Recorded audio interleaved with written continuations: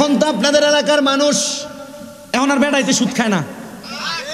আরে না রাহো, সুদের পথা চালু করে দিছে। চাচার কাছে সুদের জন্য গেলে আমার কাছে নাই তো চাচির কাছে দাও, সহজ নিয়ম। আমি অনেক দেখেছি আপনাদের দোয়ার বরকতে আমি সাধারণ একবারে নিম্ন স্তরের মানুষ বলেন আর উচ্চ স্তরের মানুষ বলেন, সকল স্তরের মানুষের সঙ্গে চলাফেরা করে আমি মানুষের চলার রাস্তাটা আমি অত্যন্ত ভালো করে জেনে ফেলেছি। হুজুর আপনার বয়স তো বেশি না, কেমনে জানলেন? আরে বাবা, আমি এই সিজনের সময় না ওয়াজ মাহফিল করি, আন সিজনের সময় আমি বিভিন্ন রকমের মানুষের সঙ্গে চলাফেরা করি। আমার নিজেই কুমিল্লা কান্দিরপাড়ের খন্দকার হক টাওয়ারের সামনে একজন ব্যবসায়ী বলতে, ভাই মাত্র 5,000 টাকার দরকার, আমার সঙ্গে চলে। এক ভাই বাইরে কইলাম, ভাই আমারে মাত্র 5,000 টাকা দেন না। বলে আমার কাছে নাই, তোর বাবির কাছে চাইয়াছা। তোর বাবির কাছে তার বোনের কিছু টাকা আছে, হ্যাঁ মনে হয় সাইল্লা সাইল্লা খায়। কেমনে খায়? সাইল্লা সাইল্লা খায়। আমি চিন্তা করলাম নিজে খায় না, খাওয়ানোর রাস্তা তৈরি করে। এগুলা জাহান্নামে যাওয়ার জন্য উপযুক্ত আমল, জান্নাতে না কিন্তু জাহান্নামে যাওয়ার জন্য উপযুক্ত আমল। বেশি লম্বা করলাম না, শুধু এই কথার মধ্যে এই জায়গায় রাখলাম। জাহান্নামে যাওয়ার জন্য আপনার নিজের ঘরের মধ্যে জাহান্নামে যাওয়ার রাস্তা খোলা। হুজুর কিভাবে? আপনার স্ত্রী। জাহান্নামে যাওয়ার জন্য আপনার ঘরের মধ্যে রাস্তা খোলা আপনার মেয়ে। জাহান্নামে যাওয়ার জন্য আপনার ঘরের মধ্যে রাস্তা খোলা হলো আপনার মা। জাহান্নামে যাওয়ার জন্য আপনার ঘরের মধ্যে রাস্তা খোলা হলো আপনার বোন। হুজুর কেন? কারণ তারা বেপরদা চলে বিদায়। তারা যেমন জাহান্নামে যাবে, তারা একা যাবে না, আপনাকেও নিয়ে জাহান্নামে যাবে। হুজুর কেন? কারণ আল্লাহর কোরআন বলে, ওয়াকারনা ফি বুয়ুতিকুন্না ওয়ালা তাবাররাজনা তাবাররুজাল জাহিলিয়াতিল উলা। আল্লাহ তাআলা বলেন, তোমরা তোমাদের নারীদেরকে জাহিলিয়া যুগের নারীদের মতো বের হতে দিবা না। হুজুর কেন? জাহিলিয়া যুগের নারীরা তাদের শরীরের জামাকে ছোট আকারে পরে তাদের দেহকে পুরুষদের মাঝে প্রদর্শন করে বেড়াইতেন। বেড়ানোর কারণে জাহিলিয়া যুগের বনু বেদুইন মানুষরা তাদেরকে রাস্তার মধ্য থেকে জোর করে নিয়ে ধর্ষণ করে দিত। আর দেখেন আমাদের মেয়েরা বেপরদাভাবে স্কুল কলেজের মধ্যে যাওয়ার কারণে, আমাদের মেয়েরা বেপরদাভাবে বাজারে ঘাটে চলার কারণে অন্য একটা ছেলে তার প্রতি কুনজর দিয়ে তাকে টিজিং করে, তাকে ধর্ষণ করে। এই জন্য আপনারা বলেন আমরা আমাদের ঘরের মেয়েদেরকে পর্দা করানোর দরকার আছে না না? আমার বলছে কবরবাসীর মাগফিরাত কামনায় যেহেতু এদের ধারাবাহিকতা আলোচনা করেন, তো আপনার কবরবাসী আপনার কারণে দুজকে জ্বলতেছে। আপনার কবরবাসী আপনার কৃতকর্মের জন্য দুজকে যাচ্ছে।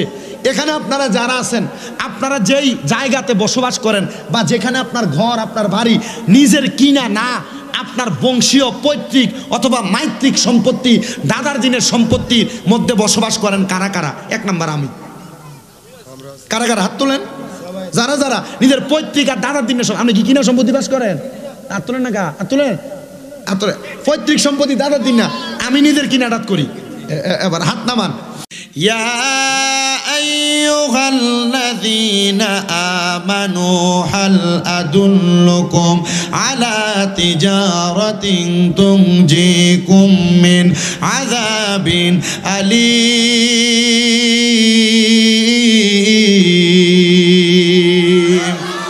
আমার আল্লাহ তাআলা পবিত্র কালামে হাকিমের মধ্যে বলে, ইয়া আইয়ুহাল্লাযীনা আমানু, ওহে যারা ঈমানদার, হাল আদুল্লুকুম, আমি কি তোমাদেরকে সন্ধান দিব না, আলা তিজারাতিন, এমন একটা ব্যবসার, আলা তিজারাতিন তুনজিকুম মিন আযাবিন আলীম, এমন একটি ব্যবসার সন্ধান দিব না যে ব্যবসা তোমাদেরকে দোজকের আগুন যন্ত্রণাদায়ক শাস্তি থেকে উদ্ধার করবে, বাঁচাইবে।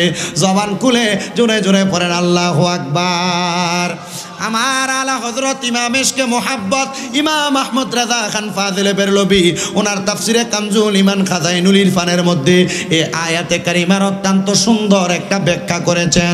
এবং তাফসিরে জালালাইন শরীফের মধ্যে আল্লামা জালালউদ্দিন সুয়ুতি রহমতুল্লাহ আলাইহি এবং জালালউদ্দিন মুহল্লি রহমতুল্লাহ আলাইহি অত্যন্ত সুন্দর আয়াতে কারিমার ব্যাখ্যা করেছেন।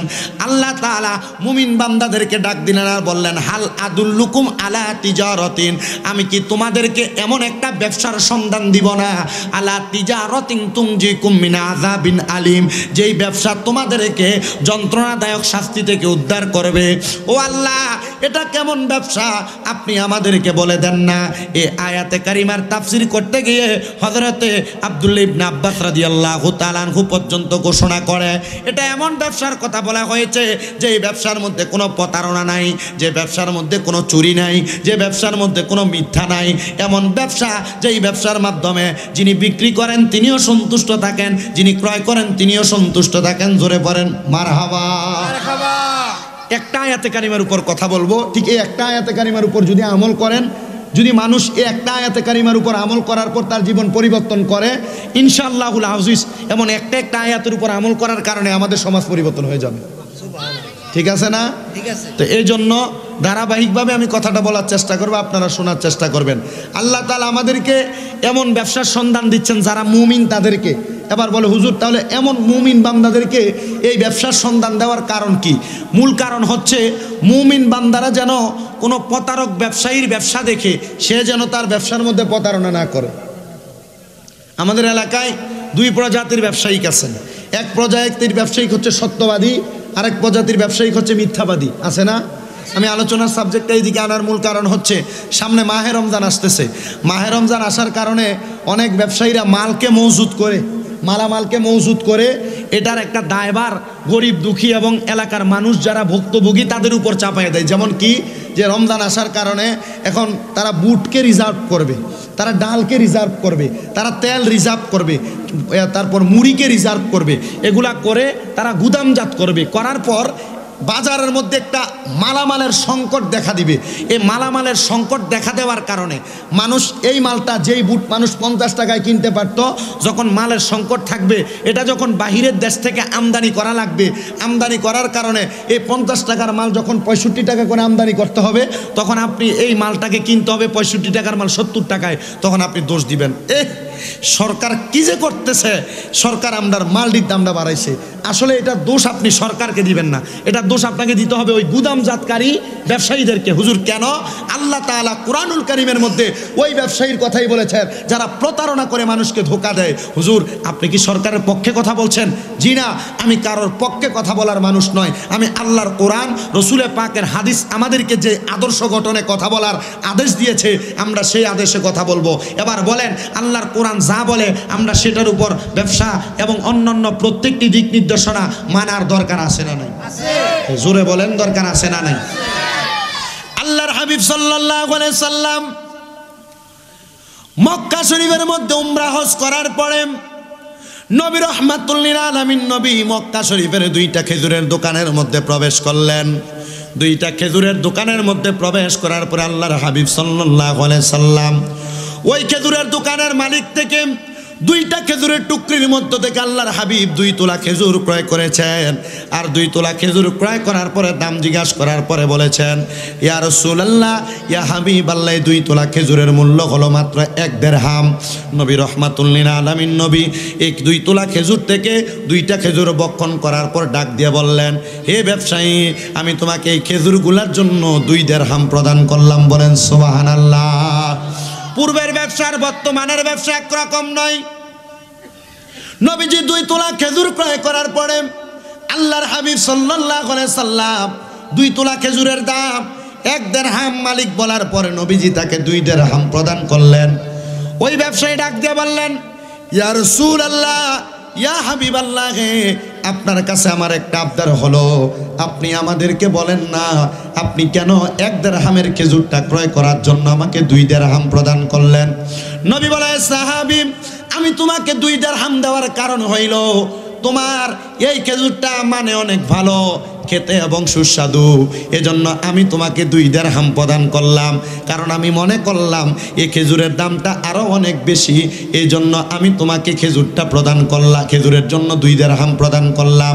ওগো নবীজি, আপনি আমাকে 1 দিরহাম দিলে চলবে, কেন কেন তোমার কাছে জানতে চাই ইয়া রাসূলুল্লাহ, এই খেজুরটা আমি কম দামে ক্রয় করে এজন্য বাজারে আমার অল্প লাভে মানুষের কাছে বিক্রয় করতেছি। আল্লাহর হাবিব বলে এই মুহূর্তে জিবরাইল আলাইহিস সালাতু ওয়াস সালাম আমি দয়াল নবীর কাছে আয়াত নাযিল করে বলে দিয়েছেন, শোনো দুনিয়ার মানুষের দলেরা, এটা এমন একটা ব্যবসা তোমার সত্যবাদিতার কারণে আল্লাহ তাআলা তোমাকে অন্ধকার কবরের যন্ত্রণাদায়ক আযাব থেকে বাঁচাইবেন। বলেন সুবহানাল্লাহ।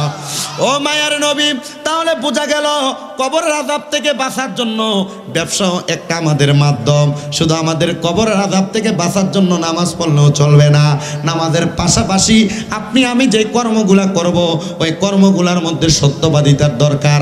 আপনি নামাজও পড়বেন, আপনি মানুষকে ব্যবসা করতে দিয়ে ওজনে কমও দিবেন, এটা তো নামাজ না, এটা হলো আল্লাহর সঙ্গে ধোঁকাবাজি করা। আপনি নামাজও পড়বেন আবার সুদের টাকাও খাইবেন, এটা নামাজ না, এটা আল্লাহর সঙ্গে ধোঁকাবাজি করা। আপনি নামাজও পড়বেন গোশের টাকাও খাবেন, এটা নামাজ না, এটা আল্লাহর সঙ্গে ধোঁকাবাজি করা। মাথায় টুপি লাগাইবেন, সুন্দর পাঞ্জাবি লাগাইবেন, মানুষের সঙ্গে মিথ্যা প্রতিহার করবেন, মিথ্যা প্রত্যাহার মিথ্যা কথা বলবেন, এটাও আপনার নামাজই নয়, এটা আপনি লিবাসুল মুমিনিন কুলুবুল মুনাফিকিন অথবা কুলুবুল কাফিরিন। এবার বলেন আল্লাহর কাছে বান্দাকে সহি প্রমাণ করার জন্য বান্দা সহজ এবং সরল ইহদিনাস সিরাতাল মুস্তাকিম পথটা যাচাই বাছাই করে চলার দরকার আছে না নাই?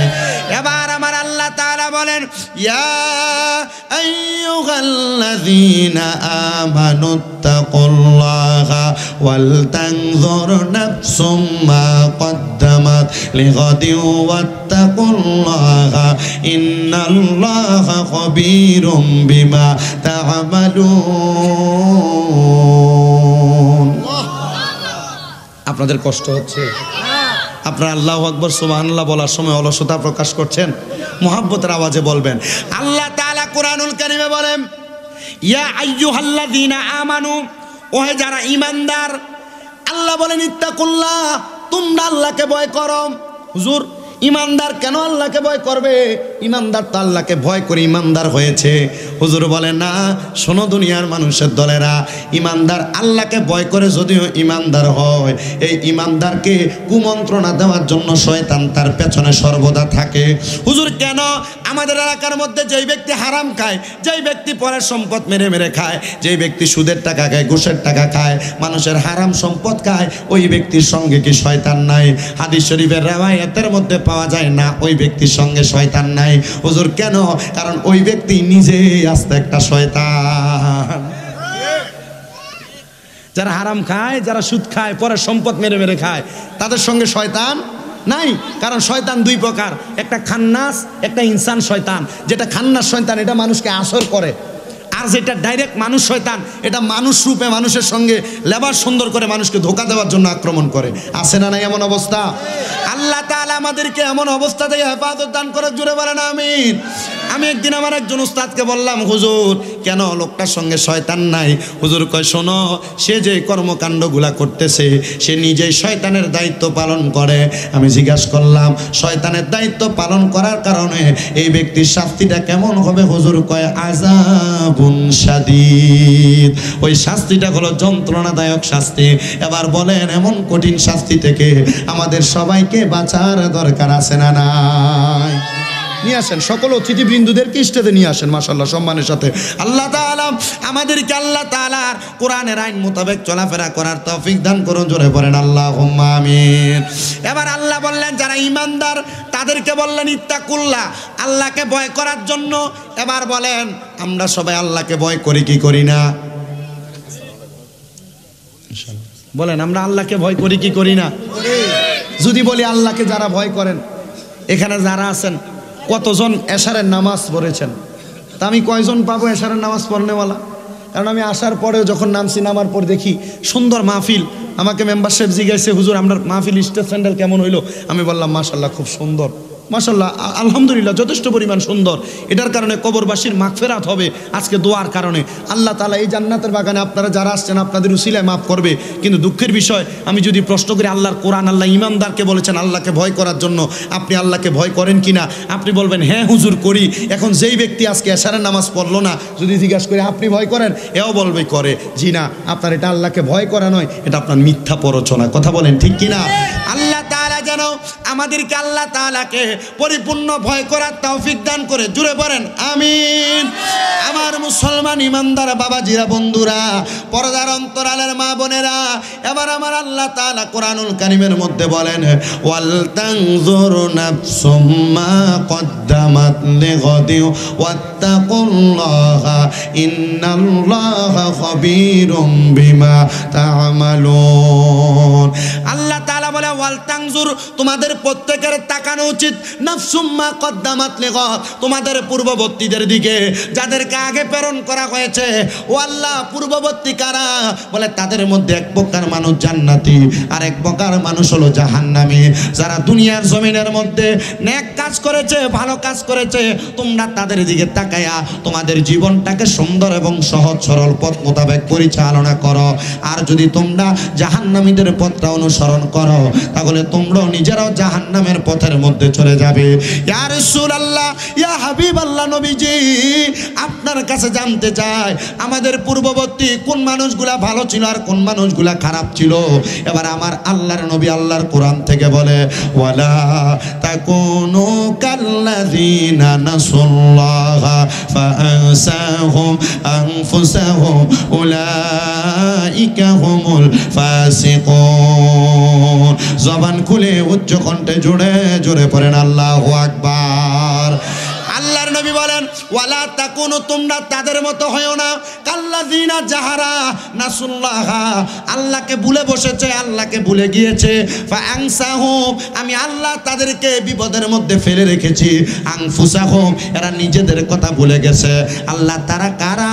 আল্লাহ তারা বলেন, উলাইকা হুমুল ফাসিকুন, এরা হলো ফাসিক। আল্লাহ ফাসিকদের পরিচয় আপনি বলেন। নবী আমার বলে, আল্লাহ তাআলা ফাসিকের পরিচয় প্রদান করে। এক নাম্বার, দুনিয়াতে যারা কথায় কথায় মিথ্যা কথা বলে, এরা হলো এক নাম্বার ফাসিক। দুই নাম্বার ফাসিক হলো যারা মানুষকে কথায় কথায় গালিগালাজ করে, মুখের ভাষা খারাপ করে, আল্লাহর নবী তাদেরকে বলেছেন ফাসিক। নবী গো, আর ফাসিক কারা? নবী বলেন, দুনিয়ার জমিনের মধ্যে যারা ওয়াদা খেলাফ করে, তারা হলো ফাসিক। হুজুর, এই তিনটা কথার উত্তর আমি জানতে চাই। ফাসিক তাহলে এক নাম্বার যারা মিথ্যা কথা বলে, দুই নাম্বার যারা গালিগালাজ করে, আর তিন নাম্বার যারা সমাজের মধ্যে মানুষের সঙ্গে ওয়াদা ভঙ্গ করে। তাহলে হুজুর, এই তিন প্রকার ফাসিক ব্যক্তির পরিচয়টা হাদিসের ভাষায় বলেন। দেখবেন আমাদের দুনিয়ার জমিনের মধ্যে এমন কিছু মানুষ থাকে, তারা স্বাভাবিক অস্বাভাবিক কাজের মধ্যে মুখের ভাষা খারাপ করে। এমন অবস্থা বর্তমান সমাজে আছে না নাই? চাচা ভাতিজাকে নরমালি বিভিন্ন কথায় কথায় দেখবেন ঠেস মেরে একটা গালি দিয়ে কথা বলে, এমন আছে না?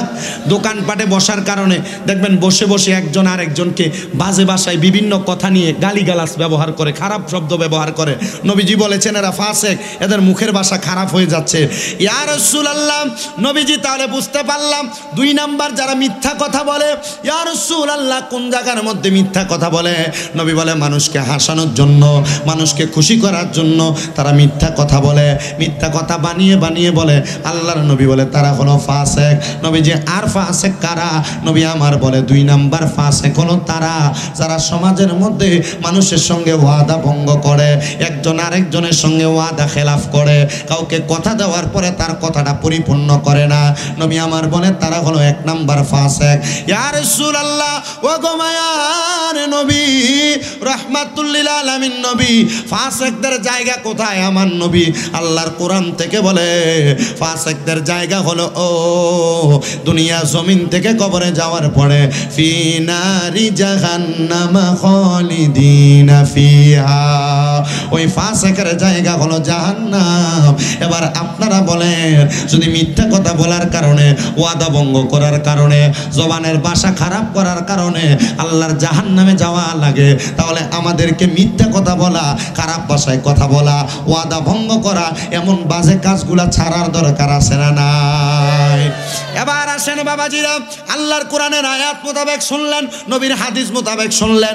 নবীজি হযরত আনাস ইবনে মালিক রাদিয়াল্লাহু তাআলা আনহুর অপর হাদিসের মধ্যে নবী আমার বলে, যেই ব্যক্তি তার জবান দ্বারা কোনো মিথ্যা কথা বলে, ফায়সা কথা বলে, কাউকে গালি দেয়, আল্লাহ তাআলার অসংখ্য ফেরেশতারা ওই ব্যক্তিকে সাথে সাথে লানত প্রদান করে। নবীজি কেন? বলে তার মুখ দ্বারা মিথ্যা কথা বের হওয়ার কারণে তার জবান অপবিত্র, তার মুখ দ্বারা গালি বের হওয়ার কারণে তার জবান অপবিত্র, তার মুখ দ্বারা ওয়াদা ভঙ্গ করার কারণে তার জবান অপবিত্র। এই জন্য আল্লাহর ফেরেশতারা তাকে লানত প্রদান করে, যেন এই মিথ্যাবাদীর আশ্রয় থেকে আল্লাহ তাআলা ফেরেশতাদেরকে আলাদা করে দেয়। আপনি আমি জানি না আমাদের সঙ্গে কতগুলা রহমতের ফেরেশতা আছে, এবং ওই ফেরেশতাগুলা আপনার খারাপ ভাষা ব্যবহার করার কারণে, মুখের মধ্যে ওয়াদা ভঙ্গ করার কারণে, আপনি গালিগালাজ করার কারণে, মিথ্যা বলার কারণে ওই ফেরেশতারা আল্লাহর কাছে আপনার কাছ ছেড়ে যাওয়ার জন্য প্রার্থনা করে। আল্লাহ, এই ব্যক্তি মিথ্যা কথা বলে, এই ব্যক্তি ফায়সা কথা বলে, আল্লাহ আপনি এই ব্যক্তির কাছ থেকে আমাদেরকে মার্জনা প্রদান করেন, আমাদেরকে এখান থেকে তাড়িয়ে দেন। আল্লাহ তাআলা তখন জিজ্ঞাসা করে, বান্দা, তোমার সামান্য মিথ্যা কথার কারণে, গালিগালাজের কারণে, ওয়াদা ভঙ্গের কারণে রহমতের ফেরেশতারা তোমার জায়গা ত্যাগ করতে চায়, কিন্তু রহমতের ফেরেশতা আপনার আমার সাথে যতক্ষণ পর্যন্ত থাকবে ততক্ষণ পর্যন্ত আমাদের নেক আমলের পাল্লার মধ্যে নেক লিখতে থাকা হবে। এই জন্য সবার কাছে আবদার হলো মিথ্যা কথা থেকে বিরত থাকবেন, ওয়াদা ভঙ্গ থেকে বিরত থাকবেন, গালি দেওয়া থেকে বিরত থাকবেন। হুজুর কেন? কারণ আমার আল্লাহ তাআলার রহমতের ফেরেশতারা আপনার সঙ্গে বসবাস করে, আর এই ফেরেশতারা আপনার সকল কর্মকাণ্ডের সাক্ষী হয়ে যায়। আর যদি আপনি এমন বাজে কাজগুলা না করে সব সময় ওযু অবস্থায় থাকেন, আমার আল্লাহ তাআলার ওই ফেরেশতারা আপনার আমলনামার মধ্যে সর্বক্ষণ নেক লিখতে থাকে। বলেন সুবহানাল্লাহ। সাহাবী হযরতে আবু সাঈদ খুদরি রাদিয়াল্লাহু তাআলা আনহু প্রশ্ন করে, ইয়া রাসূলুল্লাহ, যে নেকগুলা লেখা হয় ওই নেকগুলার পরিমাণটা আপনি আমাদেরকে বলে দেন না। নবী আমার বলে, ওই নেকগুলার পরিমাণ হইল একটা উহুদ পাহাড় যত বড়, একটা নেকের পরিমাণ তত বড়। একটা ফেরেশতা সর্বক্ষণ নেক লিখতে থাকে। আপনি আমি যদি এমন মন্দ কাজ ত্যাগ করি, তাহলে আপনি আমিও জান্নাতের মধ্যে যাইতে পারবো। আর যারা বাজে কাজগুলা করে তাদের ঠিকানা হলো জাহান্নাম। এবার সাহাবায়ে কেরাম বলে, হুজুর যারা বাজে কাজ করে তারা জাহান্নামে, জাহান্নামটা আবার দেখতে কেমন? নবী আমার বলে, জাহান্নাম দেখতে কেমন তোমাকে আমি উদাহরণ প্রদান করি। যখন আমার আল্লাহ তাআলা আমি নবীকে 26 রজবের দিবাগত রাত্রে মেরাজ গমন করাইলেন, আমি আল্লাহ তাআলার দুইটা নিদর্শন দেখেছি। এর মধ্যে একটা জান্নাত আর একটা হলো জাহান্নাম। জান্নাত দেখার পর আমি বুঝতে পারলাম জান্নাত আল্লাহ তাআলা অত্যন্ত সুন্দর করে বানাইছেন, কিন্তু জাহান্নামের দরজার সামনে যখন আমি গেলাম, আমি দেখলাম জাহান্নামের আগুনের কুণ্ডলীর জিহ্বাটা জাহান্নামের দরজা পর্যন্ত দেখা যায়। আমি রহমতের ফেরেশতাদেরকে প্রশ্ন করলাম, ফেরেশতারা, এই জাহান্নামের আগুনের জিহ্বা এত উপরে আসতেছে, জাহান্নামের নিচের মধ্যে আর কতটুক দূরত্ব? নবীকে বলা হয়েছে, ইয়া রাসূলুল্লাহ, একটা পাথর যদি আপনি জাহান্নামের উপর থেকে নিক্ষেপ করেন, ওই পাথরটা জাহান্নামের নিচের মধ্যে যাওয়ার জন্য 500 বছর লাগবে। তারপর ওই পাথরটা জাহান্নামের তলদেশের মধ্যে যাবে। আপনাকে আমাকে ওই জাহান্নামের যন্ত্রণাদায়ক শাস্তি দেওয়া হবে, যেটার দূরত্ব 500 বছর লাগে একটা পাথর যে পড়ার জন্য। সাহাবায়ে কেরাম বলি, ইয়া রাসূলুল্লাহ, ইয়া হাবিবাল্লাহ, নবীজি আপনার কাছে জানতে চাই, আপনি বলেন ওই জান্নাত কেমন? যেহেতু জাহান্নামে যাবে খারাপ কর্মকাণ্ড করনেওয়ালারা, জান্নাতে যাবে ভালো কর্মকাণ্ড করনেওয়ালারা। নবী, জাহান্নাম যদি খারাপ হয়, খারাপ মানুষগুলা যদি জাহান্নামকে ভয় করে খারাপ কাজ করা ছেড়ে দেয়, তাহলে জান্নাতে যে দেওয়া হবে ওই জান্নাতটা দেখতে কেমন আপনি নবী বলেন না?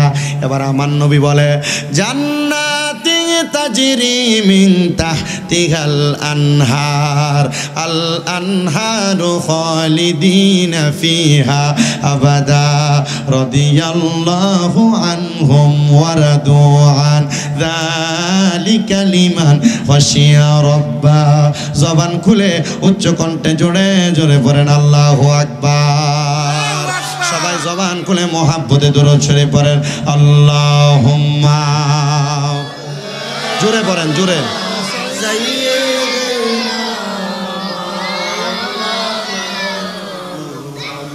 ওয়ালা আলি সাইয়্যিদিনা।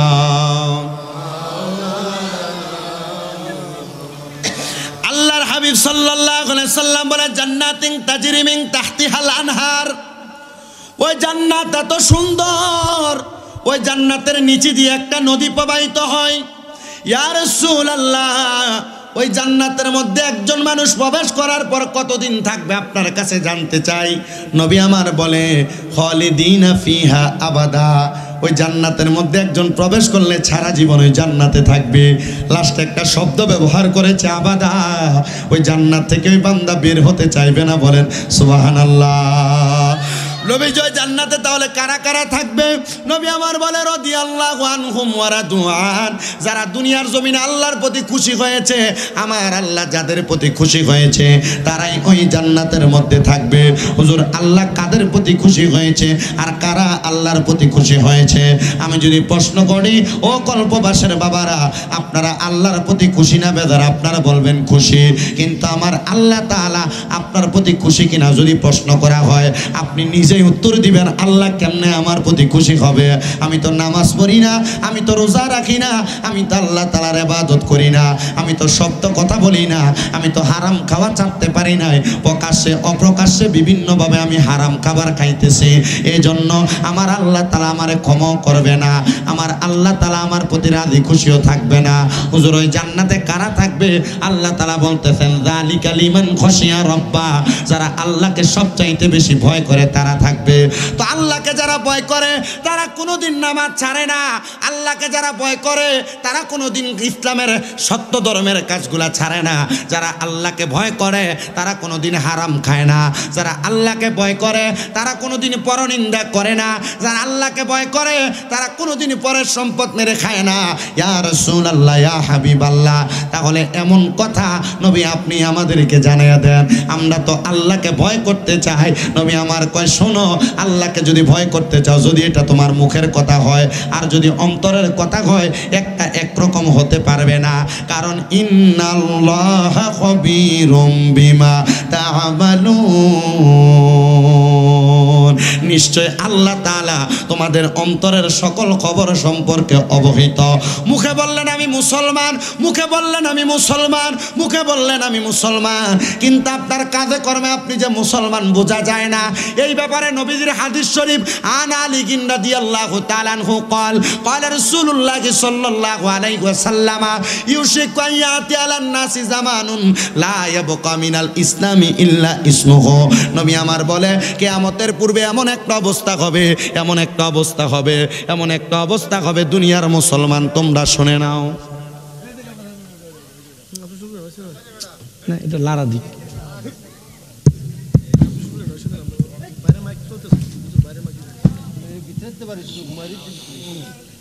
দুনিয়ার মুসলমান তোমরা শুনে নাও, কিয়ামতের অদৃশ্য আরেকটা আলামত হইল লা ইয়াবকা মিনাল ইসলামি ইল্লা, সুবহানাল্লাহ পড়েন। কিয়ামতের বড় আলামত লা ইয়াবকা মিনাল ইসলামি ইল্লা ইসমুহু, কিয়ামতের পূর্বে মানুষ মুসলমান দাবি করবে কিন্তু তার কাজে কর্মে সে যে মুসলমান বোঝা যাবে না। এটা কিয়ামতের আলামত। আর এটার কারণে মানুষ বেশি বেশি দোজখের মধ্যে যাবে। এবার বলেন আমরা সবাই মুসলমান, কথাটা সত্য না মিথ্যা? সত্য না মিথ্যা? এটা আমাদের মুখের কথাই সত্য, কিন্তু আমাদের কর্মকাণ্ডে সত্য না। যদি সত্য হতো আপনি কোনোদিন নামাজ ছাড়তেন না। যদি সত্য হয়তো ইসলাম ধর্ম আদেশ করে আপনাকে নবীর সুন্নত মানার জন্য, আপনি কোনোদিন সুন্নত পরিপন্থী কাজ করতেন না। যদি সত্য হয়তো ইসলাম বলে আপনার বউকে পর্দা করাইতে, মাইয়ারে পর্দা করাইতে, আপনার মেয়েদেরকে পর্দা করাইতে, আপনি কোনোদিন আপনার মেয়েকে বেপর্দা ছাড়তেন না। ইসলাম ধর্ম বলে আপনাকে হক পথে চলার জন্য সুদ না খাইতে, কোনোদিন আপনি সুদ খাইতেন না। কিন্তু আপনি এগুলার মধ্যে প্রকাশ্য অপ্রকাশ্যভাবে বিভিন্নভাবে জড়িত হয়ে আছেন। হুজুর কিভাবে বুঝবো? স্বাভাবিক, আপনি সুদের সঙ্গে জড়িত হওয়ার জন্য বেশি কষ্ট করা লাগে না। মিনিমাম সামান্য অভাব আসলে 5,000 টাকা সুদে নেওয়া লাগে। হ্যাঁ, কথা বলেন না কেন? অথবা কিস্তি প্রথার মাধ্যমে আপনি মানুষ থেকে কিস্তি নিয়ে, অথবা কোনো সংগঠন থেকে কোনো ব্যাংক লোন নিয়ে আপনি এইভাবে সুদের সঙ্গে জড়িত হয়ে যাচ্ছেন। এই কথা বলেন না কেন? হারামের সঙ্গে জড়িত হচ্ছেন। হয় আপনি সুদের উপরে টাকা দিচ্ছেন, না আপনি সুদের উপরে টাকা নিচ্ছেন, আর নচেত আপনি এলাকার ভালো মানুষ বিধে আপনি সুদের টাকা দেওয়া নেওয়ার মাধ্যমে আপনি ভালো মানুষ হওয়ার কারণে আপনার একটা জিম্মি নিয়ে সাক্ষী নিতেছে। এগুলার কারণে আপনি দোজখে যাবেন, মনে করবেন না আপনি জান্নাতে যাবেন। বলে হুজুর কেন? কারণ আপনি হারাম খাবার যদি আপনি আপনার দেহের মধ্যে নেন, আপনার একটা ফোঁটা রক্ত যদি হারাম খাবার থেকে তৈরি হয়, পুরাটা দেহের গোশত মাংস সব হারাম দ্বারা তৈরি হবে, আর আপনার ঠিকানা হবে জাহান্নাম। কষ্ট হচ্ছে আপনাদের? নিজের কিনা নাই, পৈতৃক অথবা মাতৃক সম্পত্তিতে আপনার দাদা আপনার বাবা আপনাকে সম্পদ দিয়ে গেছে, কিন্তু এই সম্পদ আপনি কোনো ভালো কাজে লাগান নাই। এই সম্পদে ফুতের বিয়া, নাতির বিয়া, জিয়ের বিয়ার মধ্যে আপনি ডিজে পার্টির কনসার্ট করেন, গান বাজনা করেন। এটা করার কারণে যারা আপনাকে সম্পদগুলা দিয়ে গেছে তাদের কবরে আযাব হয়। কথা কি বুঝতে পারছেন? আপনি এমন কর্ম করার কারণে তাদের কবরে আযাব হয়। আচ্ছা, এই কল্পবাস কি মানুষ এগুলা না আরো আছে? আর কল্পবাস এলাকায় কিন্তু ওয়াজ কম হয় না, আমি জানি। এখানে